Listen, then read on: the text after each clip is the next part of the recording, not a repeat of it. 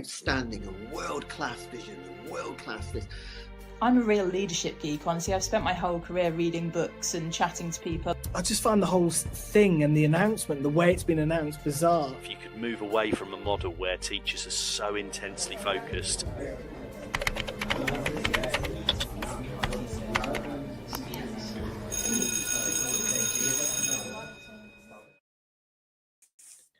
Hello, good evening, and welcome to Teachers Talk Radio Education Tonight. It's the 12th of December, it's 8 o'clock, and it's trying to get it inside Christmas Jumper Day. Christmas Jumper Day. Yeah, so my reward for wearing the Christmas jumper was a free biscuit. What type of biscuit? Are we back to Jaffa cakes again? I tell you what, it was a very nice biscuit. It was homemade, shortbread Christmas star. It was very nice. Apparently, the cantina made them specially to reward people for wearing their Christmas jumper day and being involved in the Christmas spirit, which is fantastic. What have you got there? You got Rudolph? I've got Rudolph, although I had my first request for a fun lesson today, which was met with my Russell Crowe.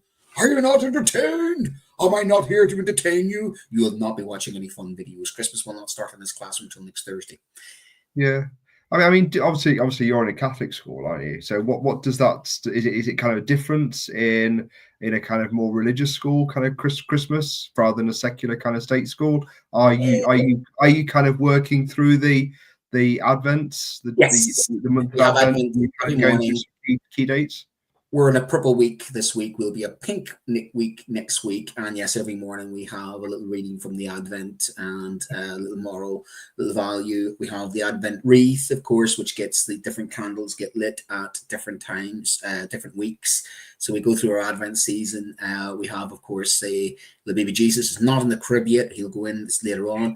And, yes, so there's lots. He's not been born yet. Lots of peace on earth and goodwill to all, which hopefully should extend to all of us teachers. But hey, kids don't get that memo. So yes, there is a little bit of distinct difference. And of course, we have our end of year panto, which is our tradition in our school. And the last day of term is pantomime, gift giving. We do the 12, what they call it, on the 12th day of Christmas. So every tutor group gets, 5 lords, 10 lords of leaping, 5 gold rings. I always ensure that I get that one. I've got the voice for that. And then we have our pantomime. And this year I am Snow White and the Seven Dwarfs. Vertically challenged as I am playing a dwarf whose character is called Lucky Charms. So the DT department have currently made my outfit, which contains lots of shamrocks. This doesn't sound all good in 2024, to be honest with you. It just always reminds me of Love Actually. It always reminds me. I'm just waiting for the octopus. I'm just waiting for the Love Actually moment where we have thing. And of course, this week I had the guilt as a parent because I wasn't able to get to my own daughter's nativity play. You don't, as a teacher, get those opportunities, and I'm really starting to resent that sometimes, that I don't get to go to my children's nativity plays and I have to watch my little daughter sing. She's a reindeer herder and reindeer groomer, I think, something like that.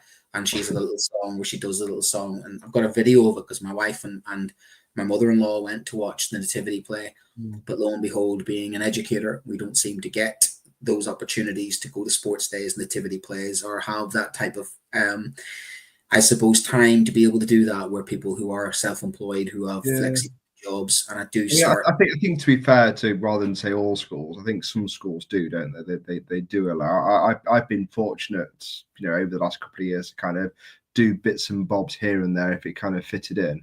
Not all of them, I've still missed a lot, but there's been opportunities given us sometimes if that kind of fits in with kind of what we're doing. So I just want to kind of make that fair, I think, because I think that there are some schools that do allow for it. So they do, and fair play to them if they do, but fortunately that's not my situation, and it's not the situation for a lot of our schools, because time off is not something we intend to do.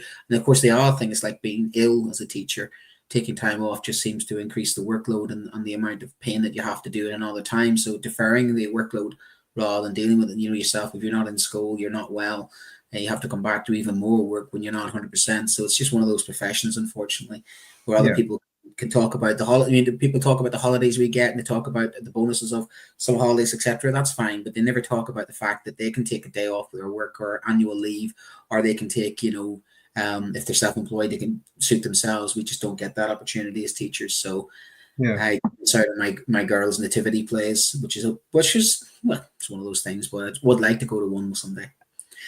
Anywho. Yeah, so it can get a bit like that, can't it? Certainly this time of year, everyone feels a little bit kind of down and stressed. But I think the meme there says it all, doesn't it? Kind of just hold on.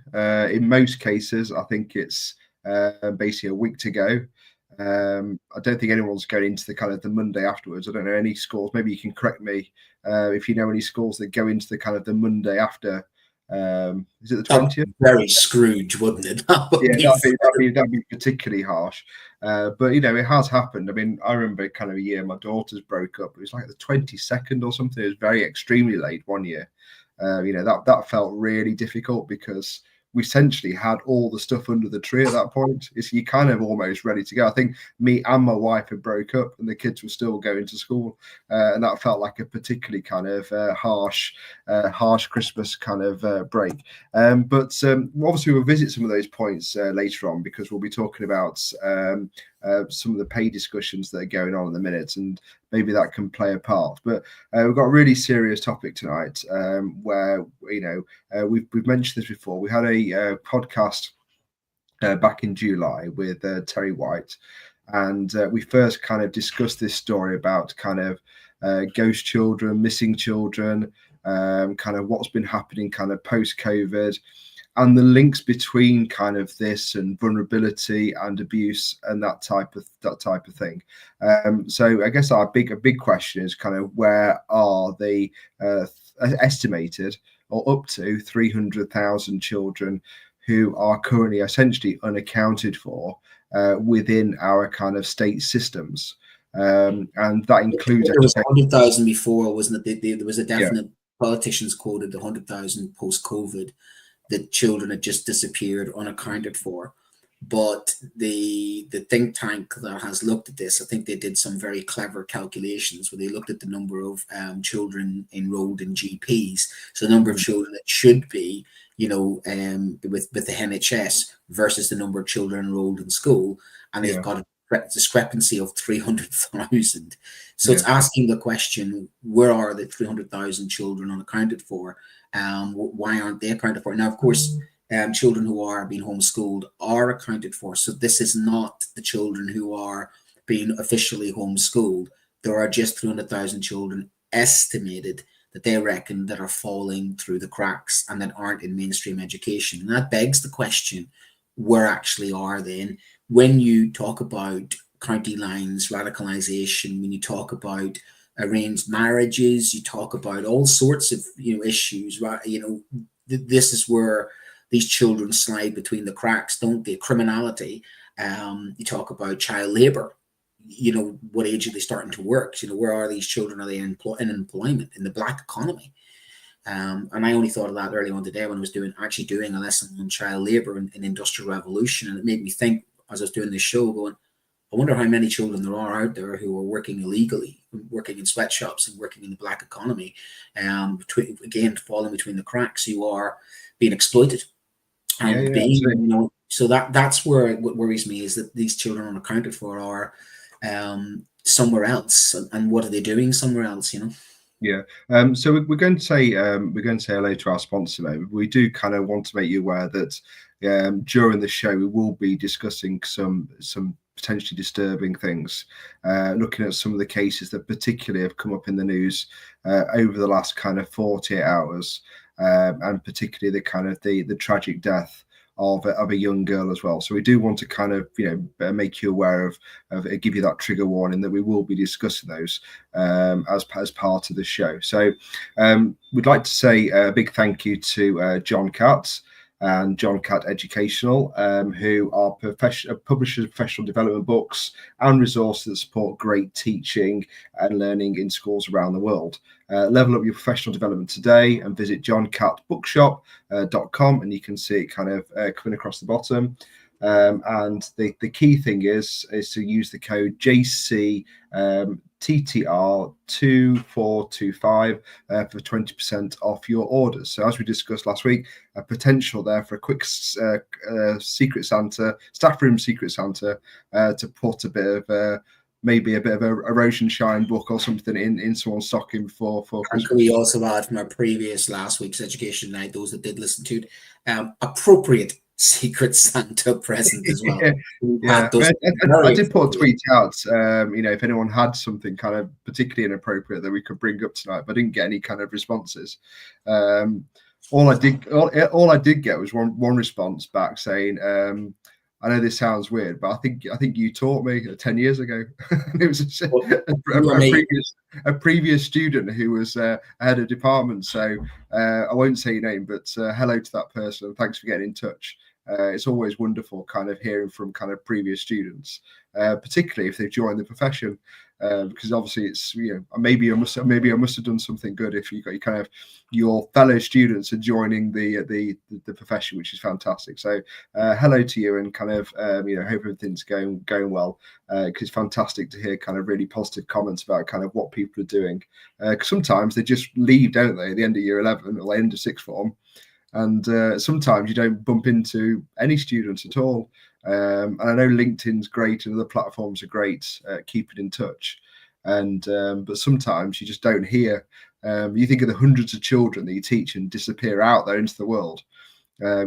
Somehow you very rarely see them all kind of come together. So it's fantastic to hear. So hello to you. So thank you, John Katz. Parent Kind are a national charity representing parent views and voice and championing parental participation education school life. By fostering school and parent partnerships, we can boost student attendance, improve behaviour, and enhance academic performance, probably both in reality. When parents actively participate, students thrive. Join the movement that's reshaping education for the better. And you can visit parentkind.com and learn more about reaping the rewards of working in partnership with parents. So always a tough one, but I've had my kind of late December parents' evening last night, and it was lovely to have those kind of conversations with parents that have actually continued today. And it's really interesting kind of, if you do reach out to parents, how often willing they are then to really kind of drive something home for you. And that's the experience I've had over the past kind of 48 hours. That real kind of support, and they kind of really want to get behind. Sometimes they just don't have the right information. So reaching out to parents sometimes really kind of helps kind of drive something forward, or, it kind of builds that kind of bubble around the student where everyone's working in the same way, and on the same goal, which is often the child at the center, which is fantastic. So thank you, Parent Kind. And we're also pleased to say that we've got the Teachers Talk Connect coming up on Saturday, the 1st of March 2025. We'll definitely be there, so come and say hello to me and Brent. Hopefully we're going to do something around kind of lunchtime, to be confirmed. Brent, grammatically speaking, it's Brent and I.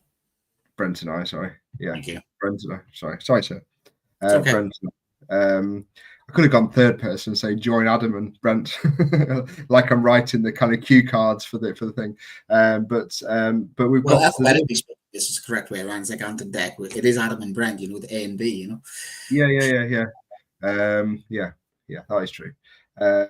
We could have a whole thing. I've got a whole thing about how things sound better. That's why, for example, TikTok is the way it is. There's a whole load of marketing behind. Well, that Teacher Talk Connect is got some good headliners as well. It's and Mr. P's been confirmed. I'm already kind of planning my selfie with Mr. P. Mr. P, yeah. But it's a really good event. It's really good for networking, really good for just meeting like-minded individuals. It makes it sound like a dating agency. Do you want to meet like-minded individuals? These are people who Must are, be you know, teachers made that by- share the same values as Yeah. you. He's like, yes, well, are you looking for? What are you looking for? Well, go meet a like-minded individual. Yes, they will moan. They will probably not like their senior management, and they probably have got the mental scars of doing VAK lessons, probably, and plenaries. Yes, it is teachers. I mean, yeah, you know, at the end of the day, we all have something in common. We chose a profession, which means we have we have something that we all agree on, and that's the little bit of those events are really good. I think for giving you the ideas. I mean, one of the things I've noticed in the last sort of 10 years of my teaching is I don't get as much time to visit as many classrooms at many schools, or just with time pressure. And certainly these type of events are really good for getting new ideas or just good CPD, because you do see really good practice and see other individuals who are doing different things. It just gives you that sort of impetus. You come away from it thinking, oh, well, try that, I'll try this, and I've got this resource. So it's just good for, I think, updating your practice and sort of getting out there and meeting different individuals who are teaching in a different way. Because that's one of the beautiful things about our profession is there's just so many ways to do it, isn't it? There's so many different styles, different ways, different resources.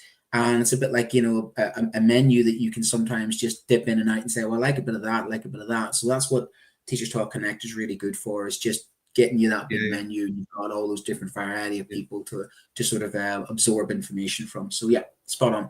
Now, and also because Brent's the Elon Musk of Teacher Talk Radio, for the first 100 people that sign up, he gives a very large check. It's the first 100 people. Is that true? No? Ever compare me to Elon Musk? Don't ever do that. Yeah, don't ever. Yeah.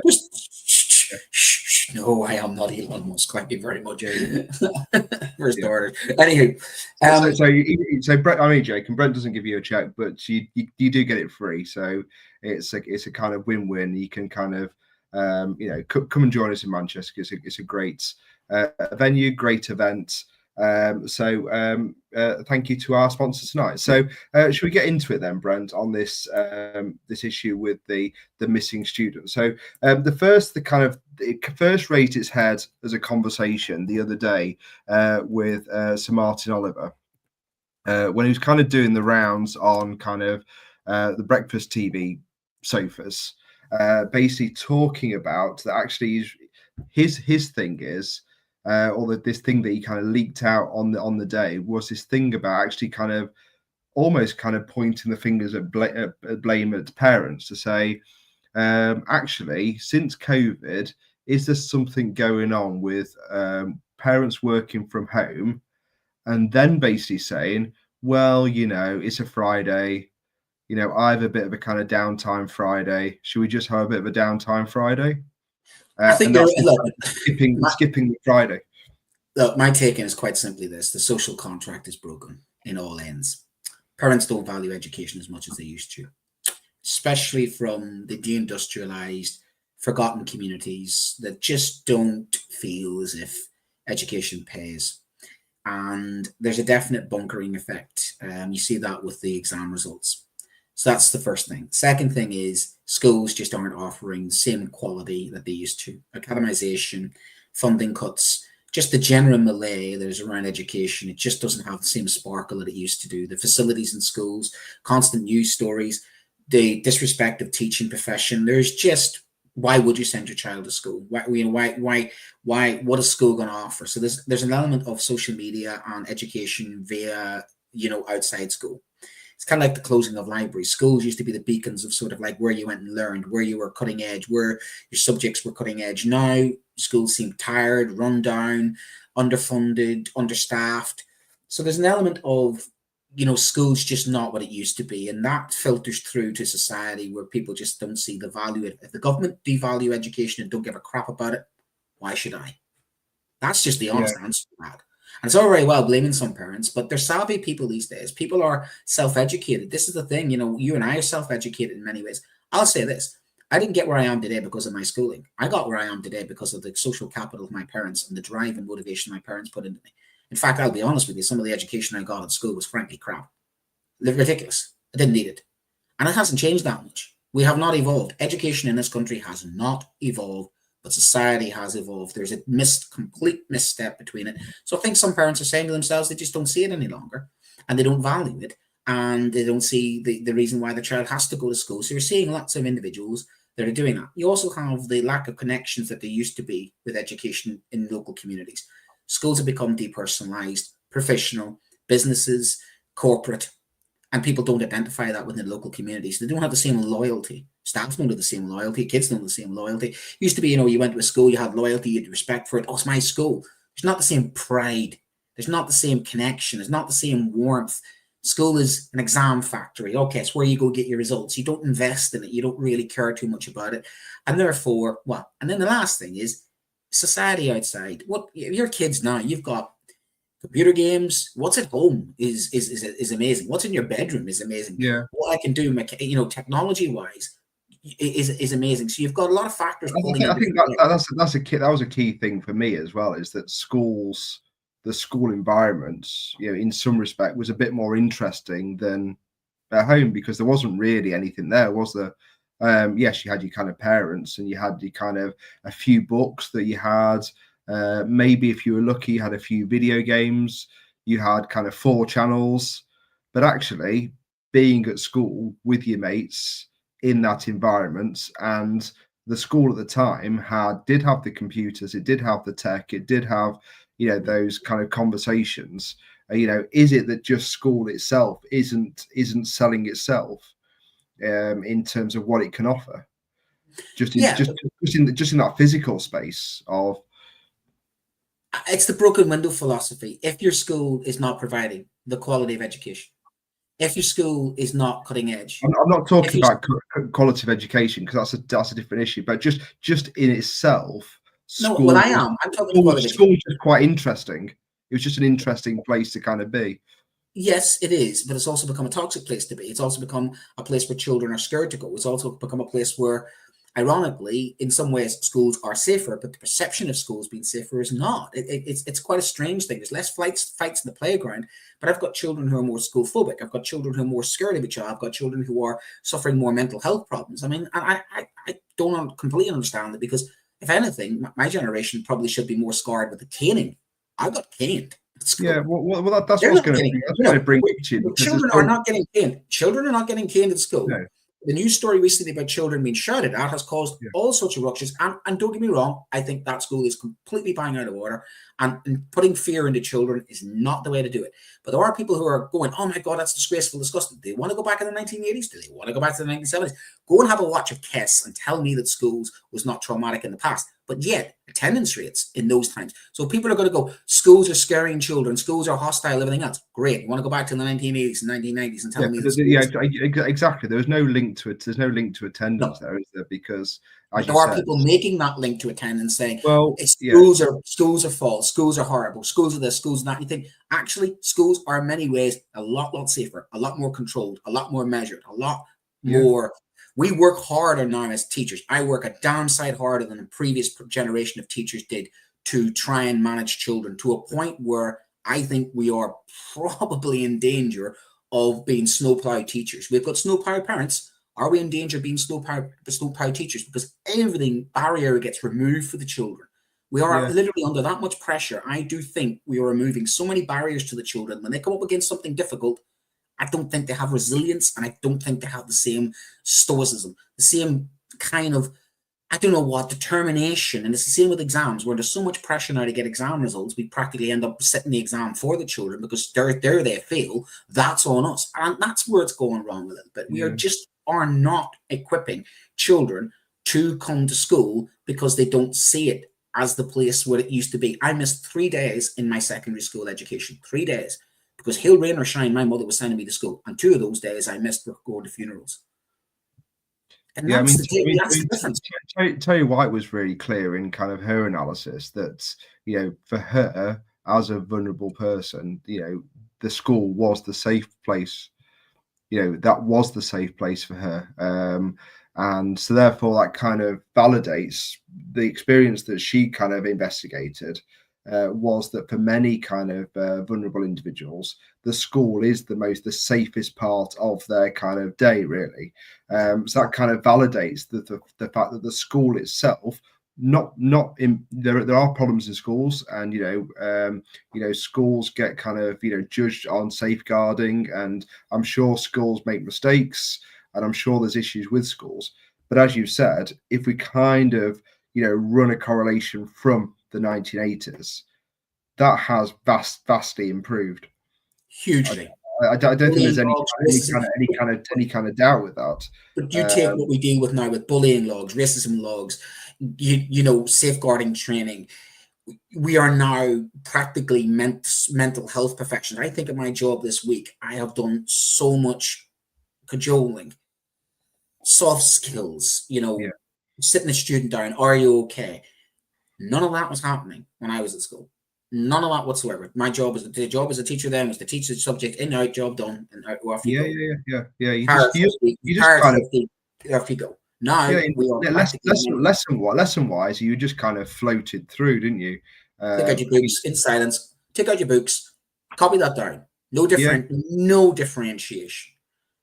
I mean, I'm neurodiverse. In a strange way, was that kind of safer and better, because there was that real quiet time.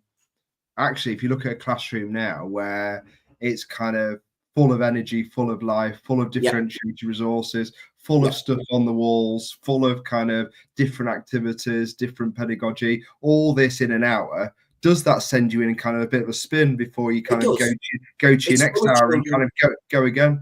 It's full of children who are expecting, I want this. We have literally fast food education. We have fast fooded education. Well, it's TikTok education, isn't it? It's small chunks. It's quick, fast. And it's not deep. It's never as deep. Whereas you're right. I mean, someone like me who's, let's be honest, neurodiverse. I'm in the process of getting diagnosed. Now, how did I get through education? I got through education with a bit difficulty sometimes. The fact of the matter is, my classrooms were like, shut up, Poland, get on with it. But hand down, hand down, get on with it. Take out the book, get on with that. And there was that element of that. There was no differentiation. There was no accounting for. I mean, my best friend is very badly dyslexic. He was diagnosed at 23 years old. And looking back at it now, it's like, it's absolutely shocking that nobody figured that out. But when you tell me that our generation, there were no dyslexic children, no autistic children, and no children with learning difficulties, of course there were. But I'm going to be honest with you, they weren't getting up all night. They weren't being fed all night, social media. I had a student who said to me this today, exact words, here's a 20-minute piece of homework. I want you to do it at home. I can't do homework. Why not? I don't have time. He says, right, okay, what game are you playing at the moment? And literally did he go off and tell me exactly what game he's playing and how many hours he's on it. I'm like, so let me get this straight. You can't do 20 minutes homework. No, I can't do 20 minutes. But you're going to spend 6 hours tonight gaming. Okay, when are you doing that gaming? 12 o'clock. When you're meant to be in bed. So there's a child confessing to me that they couldn't be bothered doing 20 minutes of homework, but they're going to be up all night playing their computer game. And yet they didn't see the issue that I'm asking them to do some studying. And I looked at this child and went, could you tell me what your job is? What do you mean, what's my job? My job is to teach. A bus driver's job is to drive a bus. Prison officers to keep prisoners in prison. Your job is a student. So how much studying do you actually do as a student? Or is it all on me? And I think that's the problem, isn't it? It's all on us. Basically, we're practically surrogate parents. We're now mental health professionals. We're now social workers. We're now everything to these children. And yet, the irony is, in a weird way, we need those 300,000 children who are disappearing should actually be in school, because the services we're providing in school are actually, ironically, practically the NHS feeding, clothing and housing. So in a weird, strange way, schools are actually offering a lot more for the current generation who are actually availing of school a lot less. And yet, what you hear in the news is school's not good enough, school's not good enough. You think, what? Well, I just wonder, because we'll have a look at some of the deeper data now from the Educational Policy Institute. But I'm just really interested in I want to start with the Martyn Oliver bit, because, I don't think anything he said there, it kind of, is it a little bit of kind of smoke and mirrors there? Because I don't think that really is what we're going to be talking about here. Those children are taking the kind of the day off here, the Friday off here. They aren't the missing children. They're in school, but their attendance is, what we've probably noticed before, kind of in the acceptable kind of 85-90% now. The 10% just gets written off, doesn't it? We don't, I don't think many schools chase for 100% anymore. That's become like a thing that's never. It's not even a target anymore, is it, for students? We don't do 100% rewards anymore. Or the last time I worked in secondary school, You have a certificate. Did you get a certificate for it? I don't believe I did, but I don't believe that I took any time off. But that might just be a misremember. Well, I'll tell you what, my daughter did at primary school. Mine went into the wine list, and that wine list got me my first job. And one of the first things one of my first employers said to me was, "How good's your attendance?" And in my National Record of Achievement wine list, it was called the purple book, that burgundy. I'm glad you explained that, because in England it's called just the Record of Achievement folder. When you said it went into the wine list, because it looks like a restaurant wine list. You know what I'm talking about? The NRA. Oh, yeah, it is the same book. Yeah, I thought that was something specific for Northern Ireland when you said that, Ireland. Well, we wouldn't call it wine list. We would call it probably something else. Buckfast. It's the Buckfast Bucky list, you know. So it's the wine. That's what the nickname of it was, and it was the National Record of Achievement, the burgundy book with the clear plastic. Yeah, and I think we all got the same.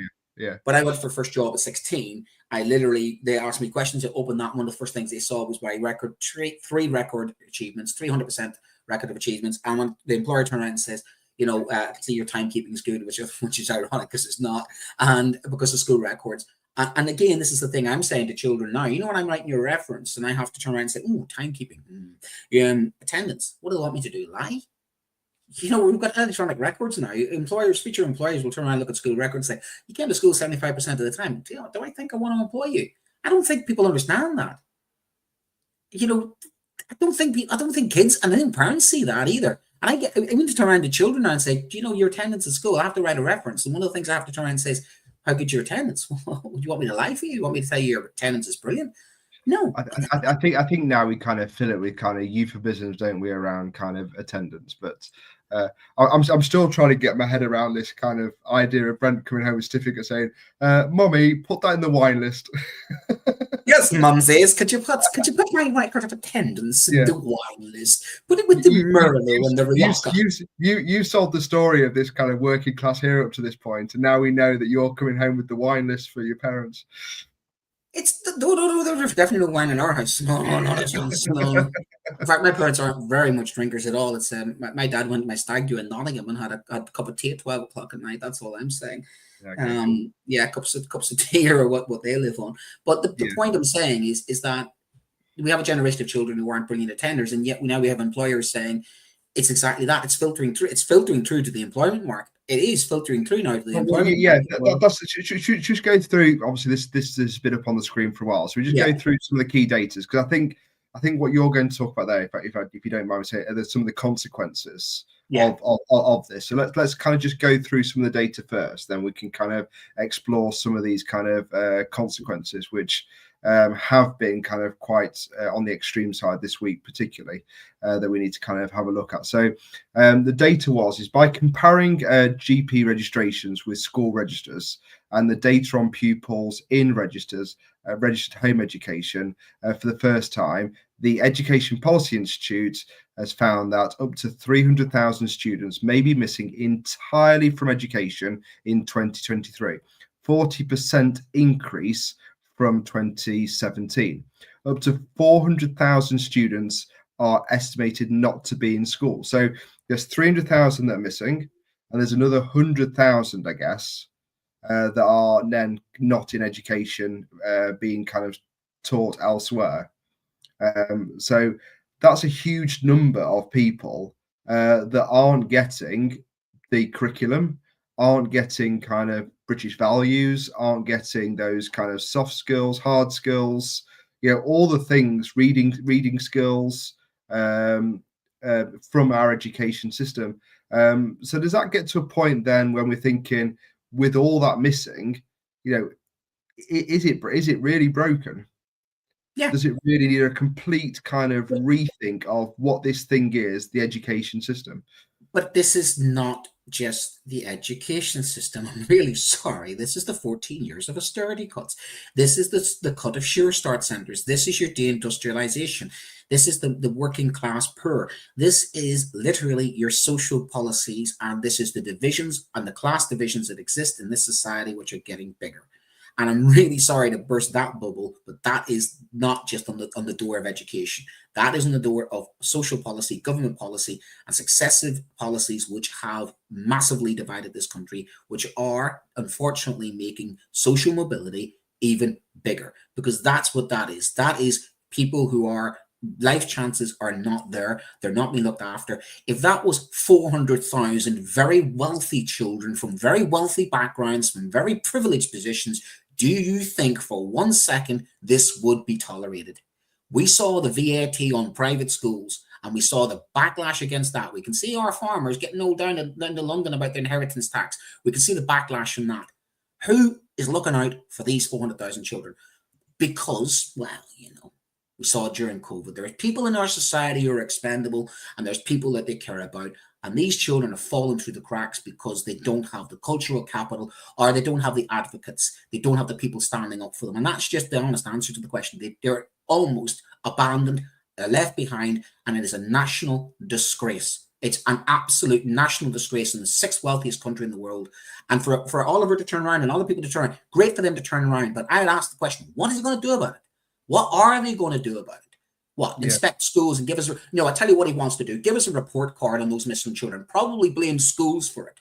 No, I am sorry. It is not on the door of schools who are bloody hell working hard, who've worked hard during COVID, worked hard through austerity, worked hard through the funding cuts. And now it's our fault. They do this a lot, don't they? They talk about, it's like blaming nurses for the state of the NHS. They don't blame the frontline workers who are doing their damnedest. We are trying our best to get these kids into school with one hand tied behind their back, and it's not acceptable. And to turn around and say, we know the travelling community has got poor attendance. We've known that for time immemorial. So you're quoting those figures that, yes, this is a bit of a problem within the travelling community. Of course it is. We've known that for a generations. Yeah.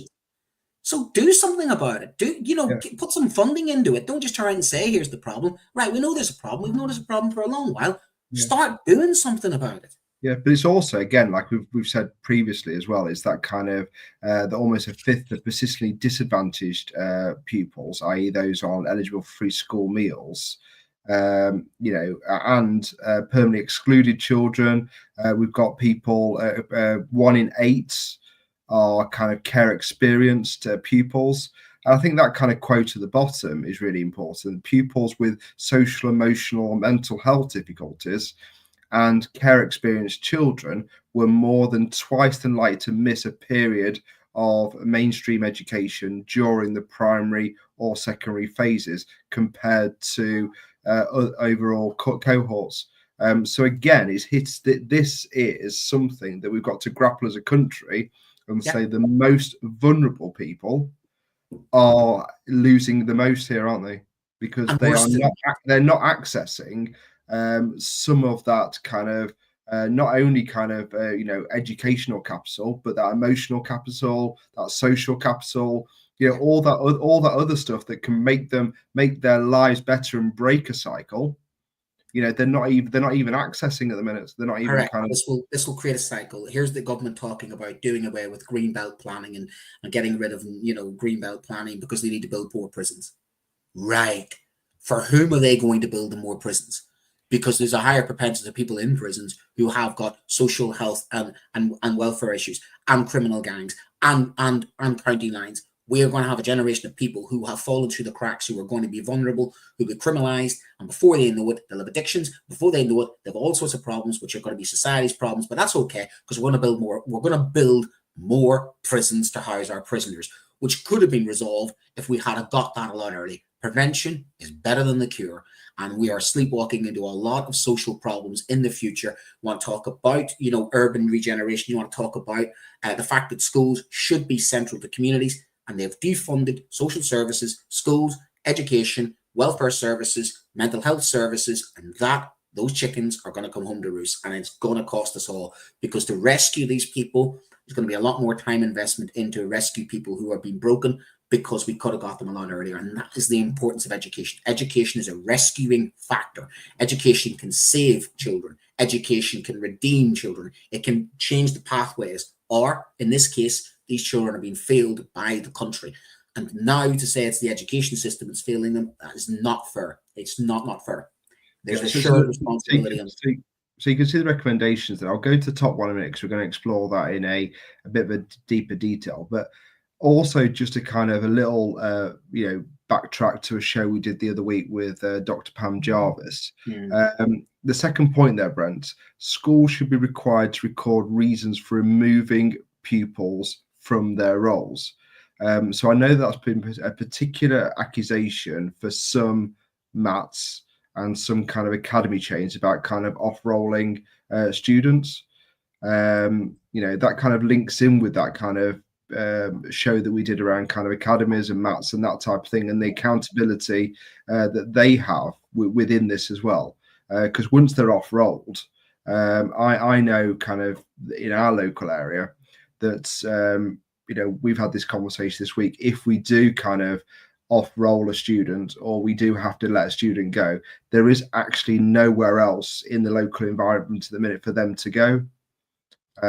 So there's a challenge there in terms of, are there actually enough kind of school places, college places, sixth form places for people to go if they are off-rolled anyway? So where do they go, and who is responsible for checking a child who is kind of taken off roll? And you do get a lot of people who are well-meaning, well-intentioned, saying you shouldn't exclude children, you shouldn't exclude children. But I'm really, really sorry to burst their bubble. As much as I'm a liberal person, there are some children that really do not belong in mainstream education.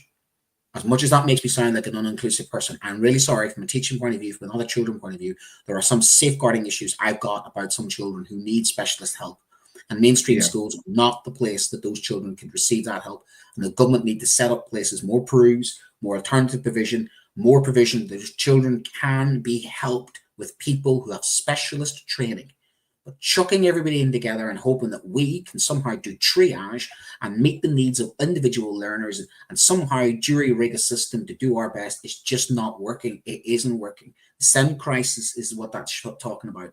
So it is time we had a cold hard look about keeping children in some forms of education, but that's not necessarily mean they can't handle mainstream education, but they need to be reintegrated back into mainstream education. But they're going to need, I think, some complex work needs to be done. Mental health work needs to be done. And I don't know if schools have the resources, have the training, or equally, it's not fair on a lot of other children when they have children in the class who are completely out of sync.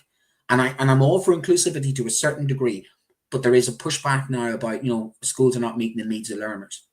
I don't think we can. I think we need to be honest and say, I'm sorry, we just cannot. I think we do need to start kind of actually as professionals saying, because also I think that's a trigger for kind of stress and burnout and some of the other factors, is that as teachers, we do want to help and we do want to support, and we also feel that failure as well. We have kind of comments from parents to say that our child is being let down. We feel that as well, don't we? We do, because that kind of really hurts. A member of staff when they're trying their best. They've got 30 students. 5 or 6 of those have quite extreme needs in the class, and then you feel you're failing, and you feel that you're failing the child and you're failing the parents. But there's a limit to with kind of 3-4 hours free time or off timetable time, CPD time in the week. What are you wanting that person to do in that time? To develop very bespoke resources for very extreme needs.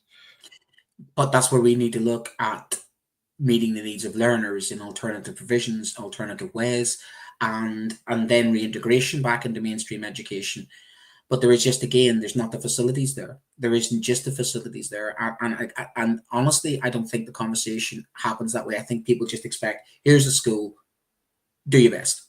And when you feel it's like our fault, you think we're doing our best with the resources we have, and we're doing our best to meet the needs of as many people as possible. We just cannot cope. We just can't cope any longer. That's just the honest answer. We cannot cope with the demands of the way society is now working, to how schools are working. I said the social contract is broken, but we just cannot meet the needs of every individual child. And those needs have become more demanding, more complex, more psychological, and more even, check your Maslow hierarchy of needs. We have a society in crisis in many ways, and schools can only do so much We can only do so much with the resources. So you've got two things. You can increase the resources of schools. You can change the way we educate. You can put, more funding in. You can create units within schools, can't you? So you could do that within the same school site. But schools need, I think, to evolve, yes, but also we need to have that capacity increased. And the capacity is doing the opposite. We are being put under more pressure to do more with less. That's the breaking point. We are dealing with more complex individuals. We are dealing with more things well outside our envelope and mission creep, and yet the resources we have to do the job have diminished. That is the equation which is breaking education. And again, education ministers knowing that the previous government completely ignored it. They knew it, they ignored it, they kicked the can down the road, and that's what's been happening. Well, that's really interesting, and we'll come back to something that Dame Rachel D'Souza said on Newsnight yesterday evening. But just to go through some of the key points from this report, because I think some of them she expanded on. We're going to dive a little bit deeper into. The government should build on their existing plans to create a register of the children not in school, and that has been raised as a amendment that needs to happen with the children's wellbeing bill that is currently being proposed by the Labour government, who's in their manifesto to make sure that is done. Another key recommendation from them is the actual evidence around prevention, engaging with and providing for supporting children missing or go missing from education. They're saying that research generally from an academic point of view, educational academic point of view, is very weak, and more investigation and piloting interventions to prevent vulnerable people. So there isn't even that investment from universities and research bodies into helping this. So we even as teachers, practicing teachers, and schools and school leaders don't have the evidence. They don't have the pilot studies. They don't have the toolbox to even look into this properly, really. So some of their hands are being tied with that. The ONS must continue its work to improve the timeliness, accuracy, and reliability of population estimates. So actually getting a hold on, because that data is saying, obviously they're pulling data from looking at two sources and trying to make almost like an estimation now. But the true reality, Brent, is we don't actually. This is the really horrible thing to think about. We don't actually know the number that are missing. That's why we're saying. That's what we're saying up to. So that's the real crisis here. Is that in the UK in 2024, going in 2025, we cannot account for our children in the week. I mean, all I can say is why is that not a top news story? All I can say, Adam, is why is that not the number one news story? We have children missing in the UK. Look, as I say, I was doing Victorian child labour recently and saying, how far we've come as a society. We don't have 6-year-olds down a mine shaft any longer, and we have, kids not working as scavengers and piercers in factories. And I'm thinking to myself, well, maybe are we returning to Victorian attitudes? Are we turning to that is Dickensian. That is Dickensian, because I'm getting visions of kids in the streets as Fig and Oliver Twist. That is absolutely Dickensian. It's a national disgrace. It's our children. I want to say here now, and this is a question directly to Bridget Phillipson. To Bridget Phillipson, what do you think about that, Bridget Phillipson? What do you think about that in your the department that looks after education? You cannot honestly say. Imagine if we did a school trip or something, and and we're saying you can't account for the people. Oh, there's about 40 kids there. Well, I mean, it's just absolutely ridiculous. So there's 9 million children in education. That's 400,000 of 9 million. So work out the percentage. That's a few percentage. So your equivalent is if you take 40 kids, you've got 2 that aren't accounted for. My crude maths is telling me that you've got 40 kids, you've got 2 that just they're there or not there. You don't know who they are. Yeah. So in a large class, essentially, you're missing 1 kid. All the time. We don't know where they are. But that's the thing is, it's not like they're missing and you have an inkling of where they are. We have no idea. That is a sackable safeguarding breach if you can't account for it. We have no idea where they are as a country. We You have don't do a no idea. register. No, honestly, you don't do a register. You don't know where your child is, and the child is gonna. You have a child. You have a class. You don't do a register, and a child is not meant to be in your class. You don't do a register. You don't find out where they are, and they go do something. Who's responsible? Yes, it's absolutely. It just seems ridiculous, you know. And I know we always try and put balance with things, but I don't know where the balance is there. You know, I don't think people in homes this weekend that sit there at home tonight watching TV fully kind of comprehend the fact that potentially 300, 400, 500,000, whatever that number is, are currently not accounted for in any system at all. The number one job of a government, Adam. Yeah. The number one job of a government is to keep its citizens safe. And there's no more vulnerable citizens than our children. That's right. So the number one priority as a parent, as a father, my priority is my children. We know that. They are our future. They're vulnerable, and we protect them. Well, you know what it's like as a dad, that if your child goes missing for 5 minutes, you go to a supermarket and you think they're kind of stood behind you. They've vanished. It's just horrific, isn't it? Tell me, as a parent, it's not the nightmare scenario. It is. When you see, you know, a missing goes out, you know, you see these on social media, you know, find this 14-year-old, and the first thing you think about as a parent yourself is, oh, with the grace of God, you know, that is your worst nightmare as a parent. Yeah. That is your worst nightmare as a parent. Yeah. So, I mean, where are these children? Again, this is the scandal is not only that these children are unaccounted for. The scandal is that this is not a priority, that this is not top billing, that there are other things which are more important. And I'm aiming this at the media as well, who seem to prioritize, you know, fake culture wars nonsense. I mean, Kemi Badenoch, you know, attacking sandwiches is more newsworthy than this. I mean, that is there's where we're at, because I'll go back to what I said earlier on. Maybe it's just because these children don't have the cultural capital. They aren't important. They don't have people to defend them, stand up for them. Yeah, I don't know, but we're standing up for them tonight, Brent. So we're kind of. Well, we are, because we're teachers, and again, people are quick to attack the social services, quick to attack teachers and everything else. But it's easy to criticize, you know, the frontline staff. You know, parents have to take some responsibility. There is responsibility on the person who is responsible for those children, and ultimately the parents are responsible too. So there is, and I don't parent bash. I don't like the parent bash. But these children are falling through the cracks because they aren't being looked after. And that is on the people who brought them into this world as well. But equally, it's on the state to ensure those children are safe. It's on the welfare services, NHS, the GPs. You know, there's so many different groups that feed into this, don't there, that have failed. And that in itself, for me, is a failure of the systems of the country, which for me should be ringing alarm bells, that we have systems where we can lose that many children. Yeah, it's terrible. But to defend kind of the politicians, they are looking at the children's well-being bill, and the key point to that is they're requiring local authorities to have and maintain a children not in school register, and provide support to home educating parents to ensure fewer students slip through that. So they're not trying to eradicate it with this bill. No. They're just saying kind of, let's work to a point where it's fewer than what we've got now.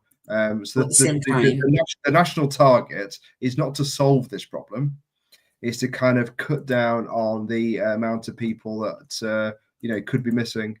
If you're going to do that for local authorities, as we know with the SEND crisis, many local authorities are bankrupt. Local authorities have been hollowed out. Local authorities have been defunded. So to what part of local authorities, or is that to me just shifting the buck? I think it's a good idea. But if you want to do that, put the staff in at local authorities, put the money into local authorities. And again, you know, you talk about you talk about those guys that used to go around in the 80s and 90s, going around local communities, the PC, those attendance officers that used to go around the local communities and used to go into the shopping centres and know those kids. Why are you not in school? Why are you not in school? Why are you not in school? Where have they gone? Yeah, I don't know. Yeah. Bring them back. Bring those people in the community back. Bring the youth workers back. Bring the youth clubs back. Put all those services back. So there is not just the school as a safety net, It takes a community to raise children. It takes a community to look after children. So let's get our communities back. Let's get our community centres back. Let's get all of the funding that was cut and all those things that destroyed communities and put schools at the centre of communities. And yes, get the local authority back up and running. So in fact, reverse the cuts of the last 14 years, not just in schools, but the whole network around our children, which sometimes do rescue the children. Because it was things like my youth club, for instance, that did a lot of work with me when I was young.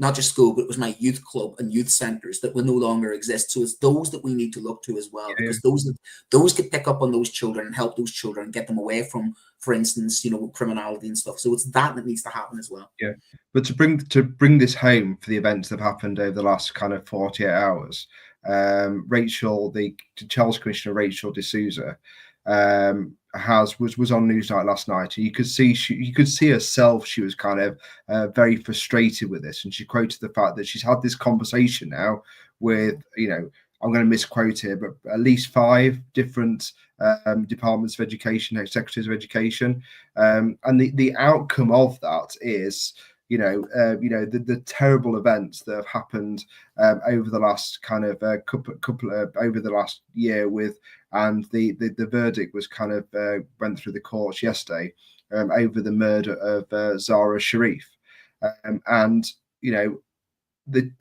was a link then. Well, certainly some of the newspapers have said today, that was part of the problem was that actually. And you can see here, teachers noticed her face and referred her to social service in March that year, and the case was dropped within days. The following month, Zara was taken out of school, and the violence against her intensified in the weeks before her death. So the fact that we, as a community, i.e., a country, we lost track of this young girl, then, as it's saying here, led to the tragedy of her death and the kind of the violence that she kind of encountered before her death as well.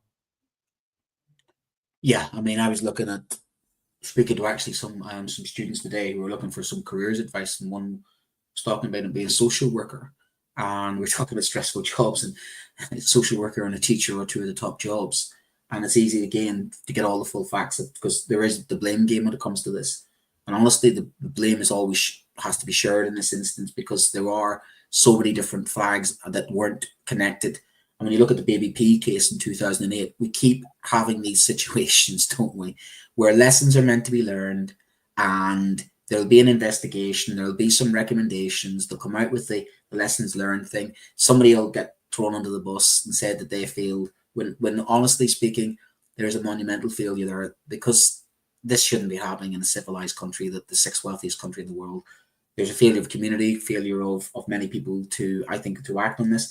And yeah, you can say cutbacks and everything else, but that's just part of the problem. There's something fundamentally starting to be broken in Britain. And I hate to say it, it is the loss of community. It is the loss of responsibility, accountability. It is the lack of consistency in people in employment and in jobs. Your teacher used to be in the job 20 odd years. Your social worker used to be your social worker. Your dentist used to be the same dentist for 20 odd years. Your doctor was the family doctor. We're just losing the community because jobs are just jobs now. And I think it comes down to the professionality of people who are invested, who are altruistic, who are in it because they're in it for the society. I just think, again, it comes down to selfishness because I struggle as a teacher sometimes to think, am I doing enough? And we do try and go above and beyond. But my deep frustration is sometimes we can only do so much. We can only do so much. And God, for the grace of God, I feel deeply sorry for those teachers that reported that, because I can guarantee you right now, they must be feeling that what could they have done more? Could they have done a lot more? So it needs to be fixed. It's absolutely heartbreaking, but sorry to cut you short, Brent, but it needs to be fixed. We are out of time, and that was always a very challenging one to get through. I just want to say thank you again to John Katz. Visit johncatbookshop.com and use the code JCTTR 2425 for 20% off your order. Please visit parentkind.org as well to learn about working in partnership with parents. And please remember to check out the Teachers Connect, Teachers Talk Connect conference on the 1st of March 2025. As I said, we'll be there, as well as kind of guest hosts, guest speakers such as Lee Parkinson, Mr. P, and Katie Jones. And it's also good for kind of subject CPD. We're going to close tonight just with a picture of Sarah. Just, I'm sure you'll join me just in a moment of reflection, and we'll see you next week. Good night.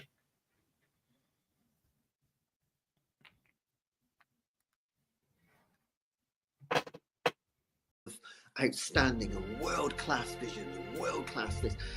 I'm a real leadership geek, honestly. I've spent my whole career reading books and chatting to people. I just find the whole thing and the announcement, the way it's been announced, bizarre. If you could move away from a model where teachers are so intensely focused.